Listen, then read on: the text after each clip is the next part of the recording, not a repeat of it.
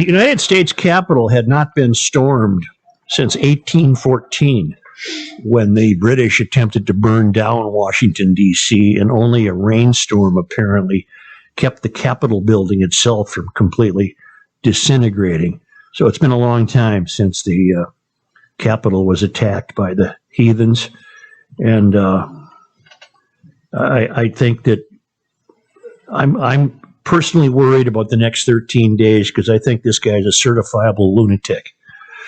And I've always thought that. I've just been more charitable in the ways I've said that over the 4 years. He clearly doesn't care about this country. He clearly does not care about this country. He cares about himself.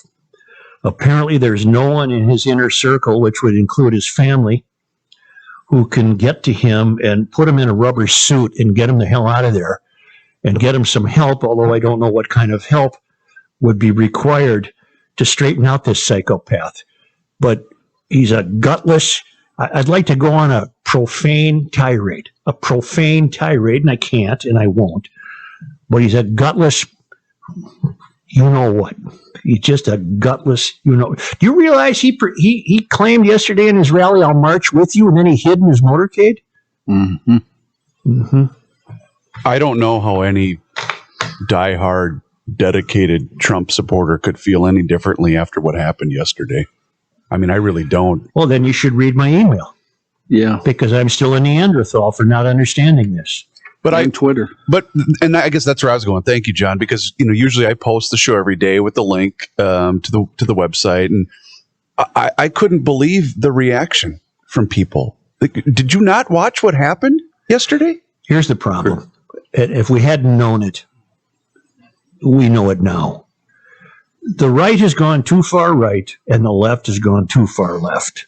I don't know where that leaves the vast majority of this country.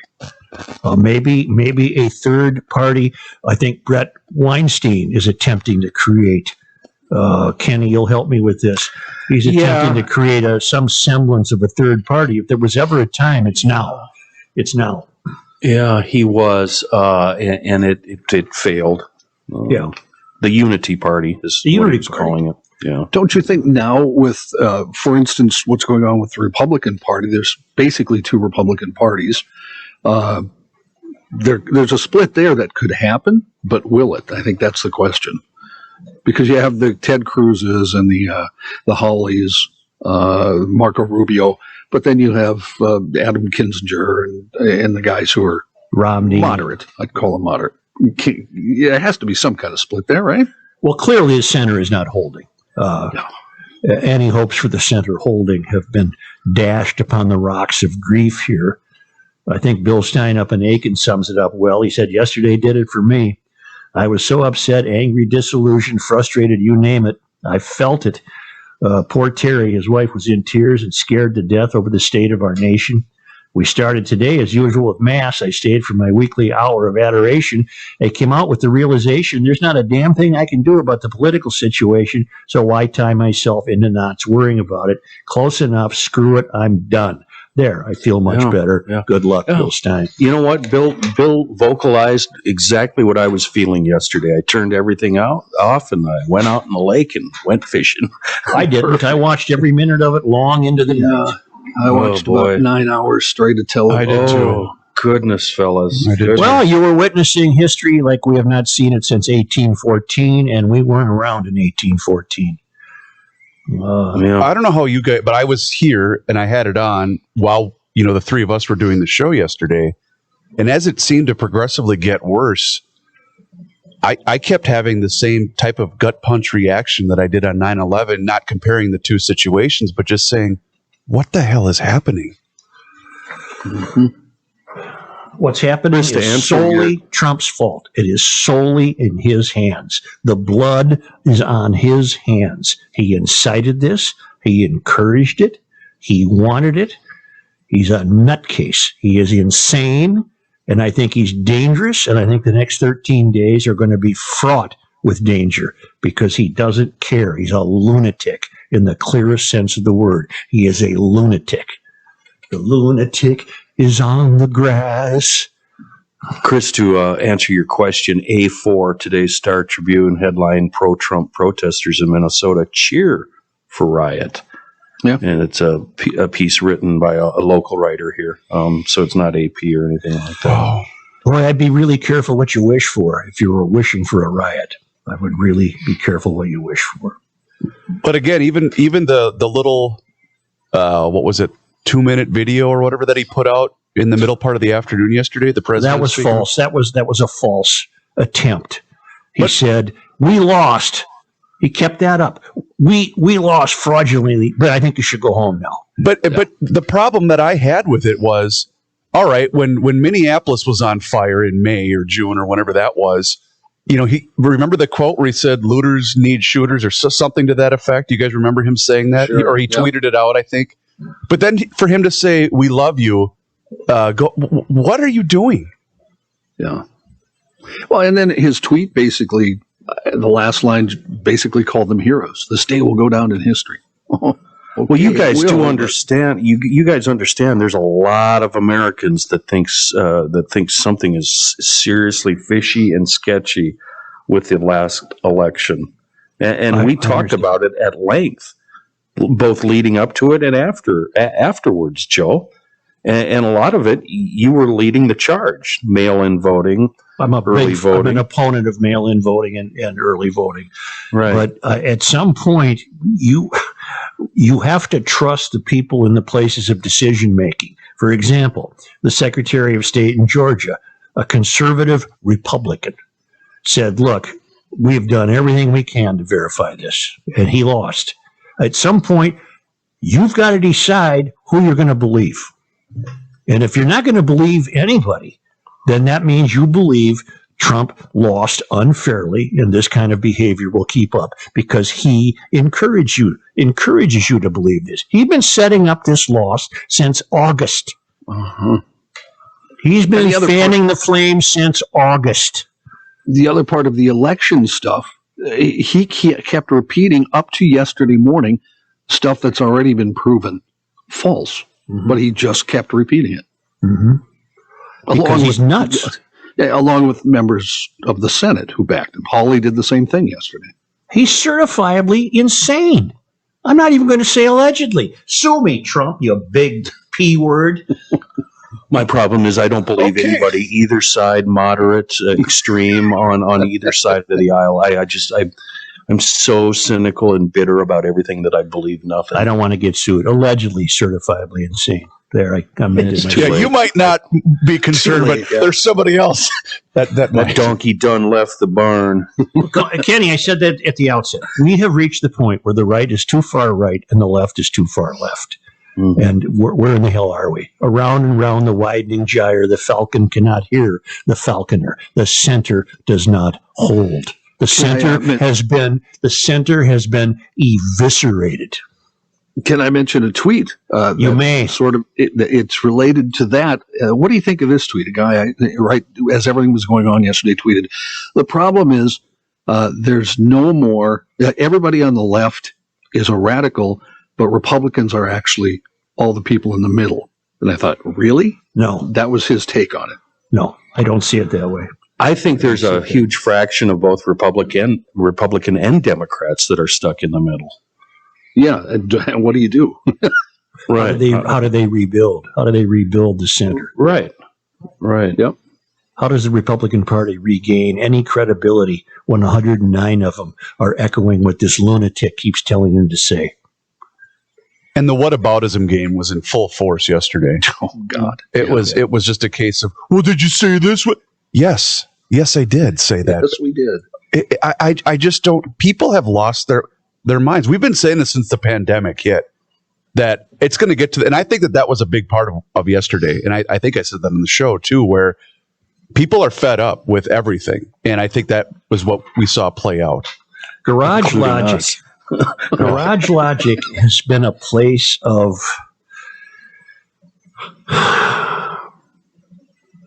utmost sanity in an attempt by the residents of Garage Logic to be understanding of people as much as possible. and to make our decisions based on our willingness to be understanding of people as we attempt to cling to the traditions and conventions of the United States, which we happen to cherish. We fail occasionally, maybe more than occasionally, but Garage Logic has never been on board with the extreme left or the extreme right. Never. Never. And there are people in our listening audience who I'm grateful that they're listeners. But to this day, including today, were lecturing me that this was absolutely appropriate thing to do to storm the Capitol. You can foghorn me. I use the word appropriate. I will. And I shouldn't have. It's foghornable. It's understandable. Mm-hmm.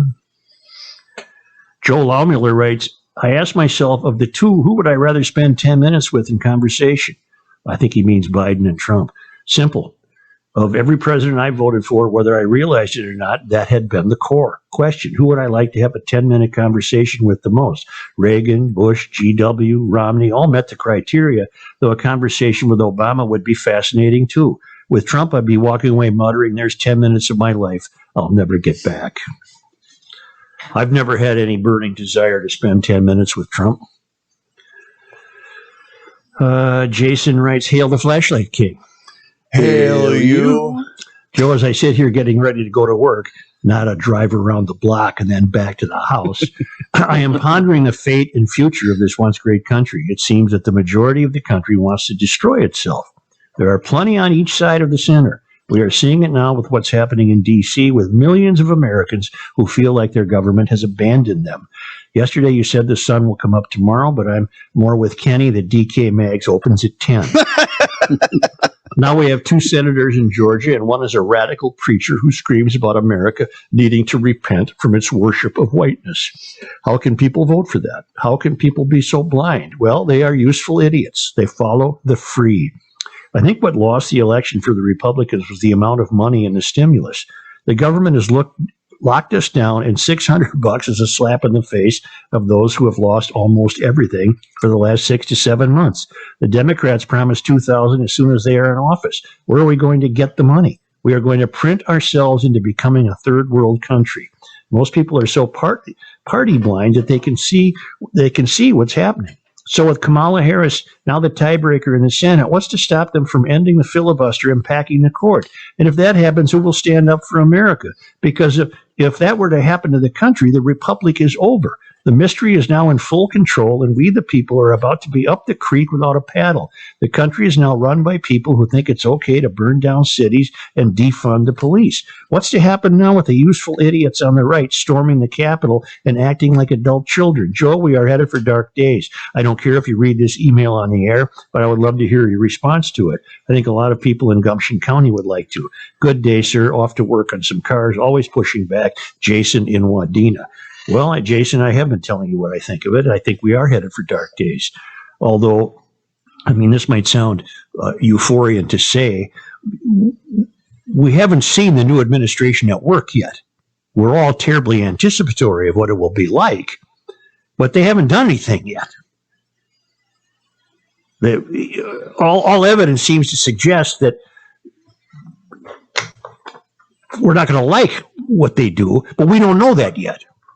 I said all along, can Biden resist being pulled to the hard left? And I don't know. It's going to be horrible. Mm-hmm.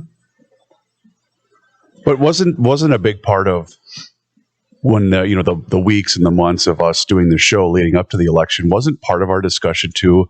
We just wanted the country to calm down. Mm-hmm. And I mean, Tell me this, what do these phony liberals like Neil Young, Stevie Nicks, and Bob Dylan, what do they know that we don't? What have their accountants told them? Isn't it kind of odd or coincidental that these major songwriters are unloading their catalogs right now? Yeah, and the latest Lindsey Buckingham, right, John? What does their accountant know that we don't? Right. Well, I know there is a big increase, right, on, I don't know tax stuff as well as I should, but if you sell something the Biden administration has already proposed a higher tax. Oh, That's not. Is that capital? That's not capital gains. No, Yes, it would be. It would be capital no. gains. Capital gains, gains yeah. is when you make something on a sale of property. Well, that that that's would be property. yeah. That's Well, that's property. okay. So in other words, they'll have to pay more taxes once the Biden administration comes into power. So some are getting rid of it. That and the fact, although these people don't have to worry about that, is that they have no income coming in right now because they can't tour. So what are you saying about the closing of my house instead of February? It should have been last week. Holy balls! Just what I need, another kick. To Well, where are we reading this? Where are we reading that these capital gains taxes are going to increase? It won't surprise me a bit if they do. Where is that coming from? I read that in an analysis of when Dylan sold his music. I believe it was either Forbes or Business Insider, one of those two. And like I said, I'm not your expert on tax law, but the proposals apparently from the Biden administration were to raise that. I'm finding a piece in Forbes. This was dated. Oh, your website is so awful. I mean, these are people who have vowed. Well, not Stevie Nicks. Neil Young, yeah, Neil Young and Bob Dylan have. Well, Dylan caved a long time ago. Let's just keep it to Neil Young. Neil Young has vowed. He has a line in one of his songs. I don't sing for Pepsi. I don't sing for Coke. It made me look like a joke. He's adamant about his music not being used commercially. So he knows. His people know something. The short-term and long-term. This is according to Forbes.